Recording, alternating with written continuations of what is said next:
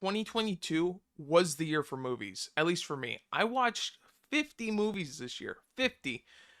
They were old and new. Um, I just wanted to run through my top 10 because none of them are what I expected to make the top 10. Well, I mean, some of them were, but the top 3, yeah, no. Did not see it coming at all. So let's just get into it. Pinocchio. Not the Disney one.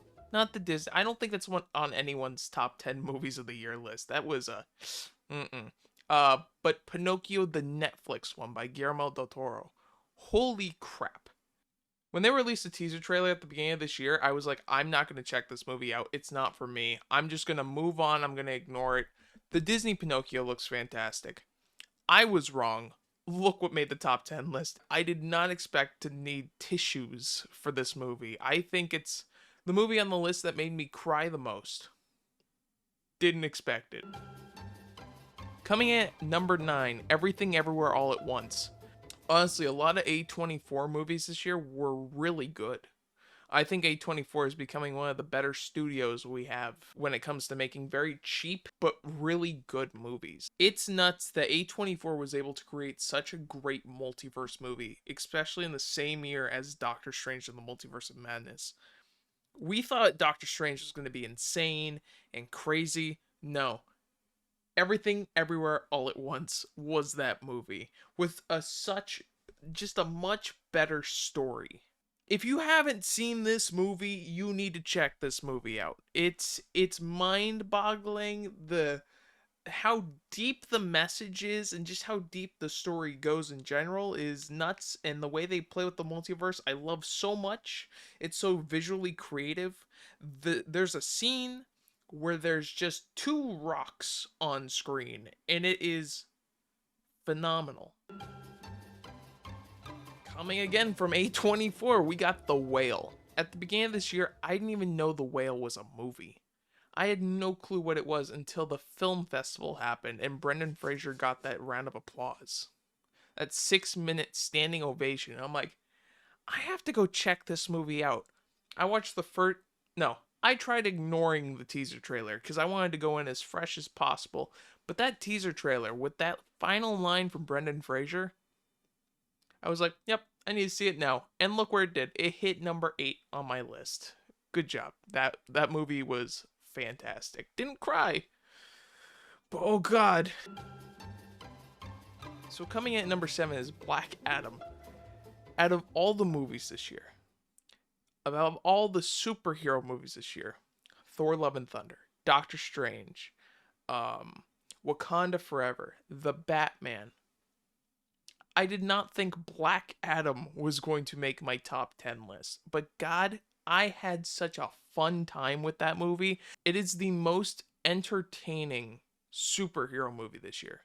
The way this movie introduces characters like Dr. Fate, Hawkman, Atom Smasher, Cyclone, and the way I want to just see more of them in the future. And it sucks that we're not going to, but this movie has definitely made me want to watch more of DC and what DC has to offer. But yeah, this movie gets me excited for the future, even though there isn't really one. But I trust James Gunn and what he's doing over there, so let's just see what happens with like Superman and stuff. But yeah, definitely Black Adam, one of my favorite movies of the year.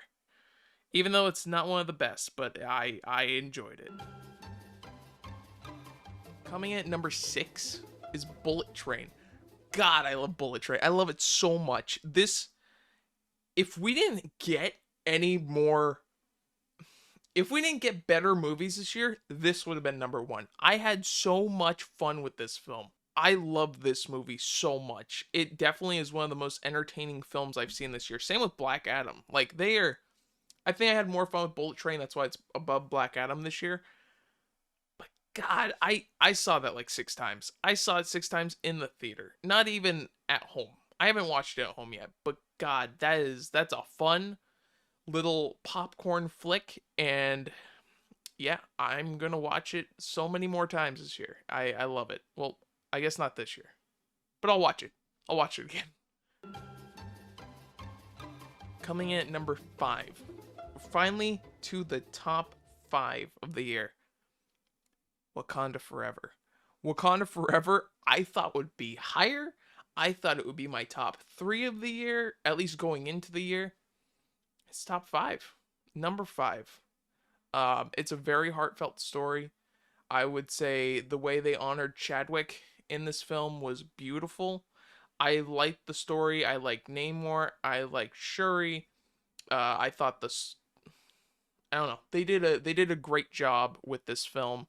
I wasn't sure how they could follow it up, and they really did. Definitely not my favorite movie of the year, but yeah, definitely my favorite Marvel film of the year, which isn't saying much.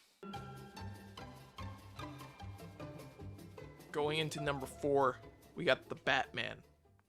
Holy shit. I mean, last year or the year before, whenever they showed it off at DC Fandom, and the director was just talking about it, and just you could just hear how much of this was a passion project for him. He's like, yeah, it's the Batman. He's in what year is it? Year two? Year one?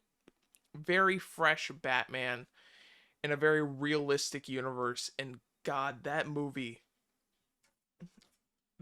was fantastic. I love that film so much. Such a dark, gritty tone. Robert Pattinson as the Batman. Who would have thought? Can they hurry up with the sequel? Because I want to see it now. I want to see it now. Okay, going into my top three movies of the year. Like I said, I really didn't expect any of this.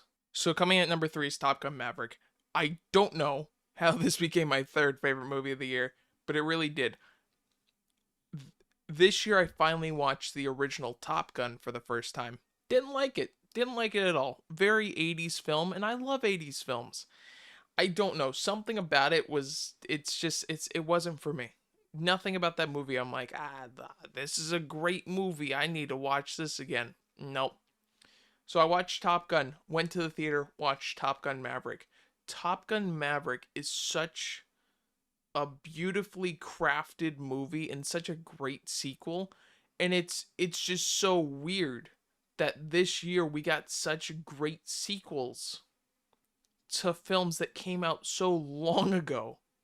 I don't know how the hell that happened, but this year we just got so many good sequels. It's insane. But anyway, Top Gun Maverick blew my mind. I had no clue what I was about to sit down and watch. I didn't even go see this opening weekend. I waited 3 weeks to see this movie. And God, I wish I went and saw it in IMAX.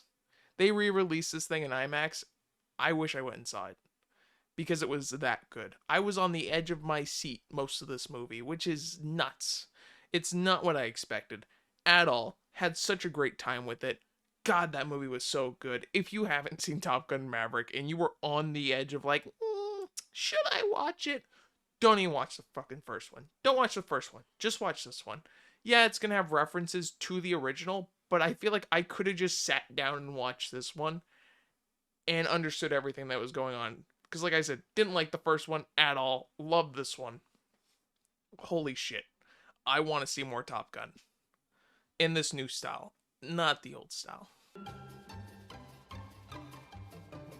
Coming in at number 2, which this is why this list came out so late. I wanted to record this earlier this week, but I had to go see Avatar: The Way of Water again just to put it in the list and make sure if it was number 1 or number 2. Avatar: The Way of Water, number 2 this year, which is weird because going into this year, I said I don't give a shit about Avatar. It's been too long. The first one was good. I remember being graphically insane and beautiful. And I went and saw the re-release like a month or two ago when they released it again in IMAX. It was great. I mean, it's a good movie. It's not one of the best of all times. Yeah, it did great at the box office, but I think it's just because it's a spectacle. But God, what did I just say? They somehow took movies that were okay years ago and made fantastic sequels this year. Because Avatar: The Way of Water was beautiful. The story is fantastic. The way they're able to take these characters that you barely know, get you so attached to them, and then just like do things to them that just make you go, "Oh god, I love these characters."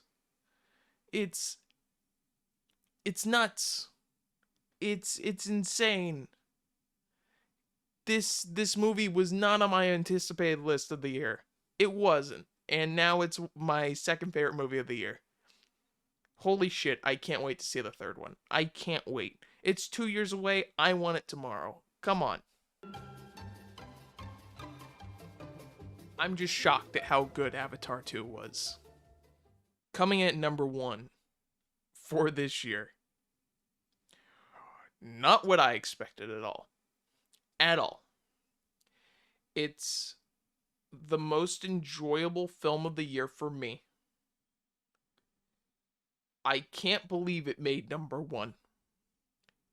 Puss in Boots: The Last Wish is my number 1 film of the year. Earlier that week, I saw Avatar. Couple days later, I saw The Whale. And I went, before I make my top 10 list of the year, I need to go watch Puss in Boots. Just to see where it places. I'm like, it's going to be like number 10. The smile I had on my face this entire film. The amount of times I laughed so hard I cried. Which is nuts. Didn't expect it from Puss in Boots at all. I'm like, the first Puss in Boots was okay. It was just okay. It wasn't a great film. It was like, this is like middle of like the DreamWorks animated films. Puss in Boots: The Last Wish is fantastic. I don't know how they did it. The animation's beautiful. The laughs are the comedy's great. The characters, you got Puss, you got Kitty Softpaws, you got the dog. You have the villains. One of the villains of this film is so intimidating and terrifying to watch. I love it. I love it so much. This damn wolf in this movie, you just hear the whistle and you get goosebumps. The way this whole movie was about just valuing the life you have and living it to the fullest was so good. It's exactly what I expected. Going into this movie, I'm like, there's going to be a lesson about live the life you have to the fullest and value it. And I'm like, I know that's going to be the message. I know that's going to be the message of this film. And I went in there, and that's exactly what it was. But goddamn, it was such a good movie. It was so good. Number 1 movie of the year is Puss in Boots: The Last Wish. I was shocked. That's my list of the top 10 movies of the year. Let me know what your top 10 were. I would love to hear, because it's going to be so different. All of our lists are just going to be so different from like what our favorite movies were of the year, because that's what they are. This isn't the best movies of the year. This is my favorite. These are my top 10 favorite movies of this year that I'll probably watch again and I really enjoyed. Let me know some of your favorite movies of the year down in the comments below, and I will talk to you guys later.